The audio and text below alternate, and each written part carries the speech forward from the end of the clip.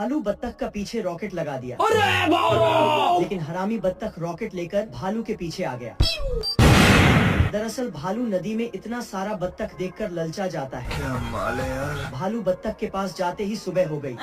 ये क्या हो गया? तभी भालू को एक सोई हुई बत्तख नजर आई और उसे ही बंदूक दिखाने लगा। कौन है बे? तभी बत्तख नींद पर चलकर भालू को किताब दिखाने लगा। किताब पर लिखा था, सोते हुए बत्तख को उठाना नहीं चाहिए। अच्छा।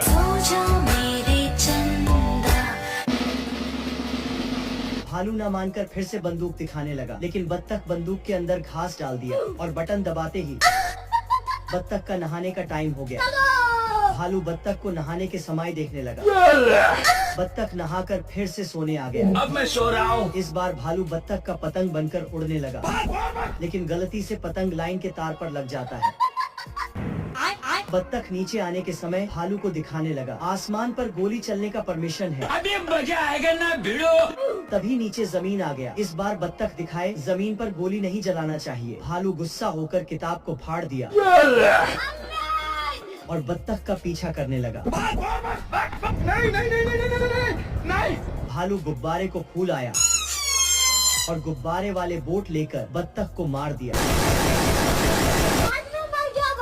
बत्तख मर जाने की एक्टिंग करके भालू के बोट के ऊपर आ गया और बोट को गोली मार के छेद कर दिया और बत्तख बोट का हवा भालू के मुंह के अंदर डाल दिया।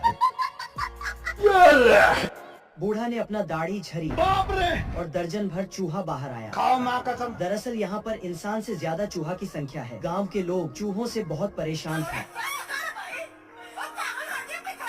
कुछ गांव वाले तो घर छोड़कर भाग गए, आजा। क्योंकि ये हरामियों ने खाना को तो छोड़ा ही नहीं। सब खाना को अपना बाप का माल समझकर खा गया। सब गांव वाले परेशान होकर राजा के पास गया। राजा ने घोषणा किया, जो भी इन चूहों को गांव से भागा पाएगा उसे 1000 सोने के सिक्के दिया जाएगा। तभी टिल्लू वहाँ पर आया और अपना परिचय देने लगा। मैं बाबा टिल्लू।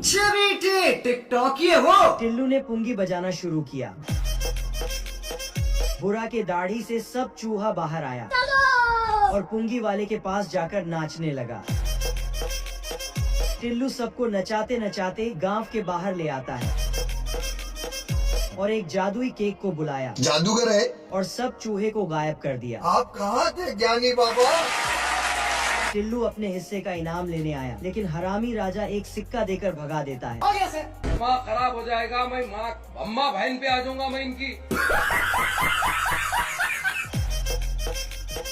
टिल्लू गुस्सा होकर सब गांव वाले को अपने गांव पर ले आया और सब वहाँ पर मस्ती से रहने लगा। बहुत मजा